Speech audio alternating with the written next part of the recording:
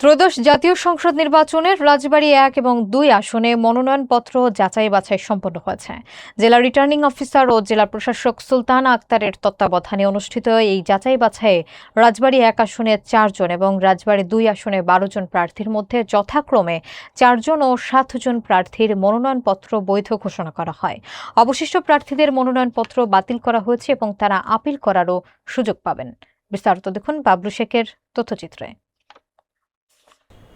রাজবাড়ী জেলায় ত্রয়োদশ জাতীয় সংসদ নির্বাচনের প্রস্তুতি হিসেবে ১ এবং ২ আসনের মনোনয়নপত্র যাচাই বাছাই সম্পন্ন হয়েছে।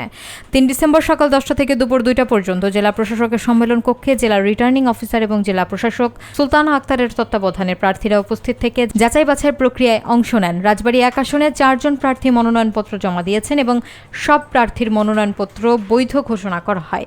এদের মধ্যে রয়েছেন বিএনপি মনোনীত সাবেক সংসদ সদস্য আলী নেওয়াজ মাহমুদ খোয়ম, জামাত মনোনীত জেলা আমির নুরুল ইসলাম, জাতীয় পার্টির খন্দকার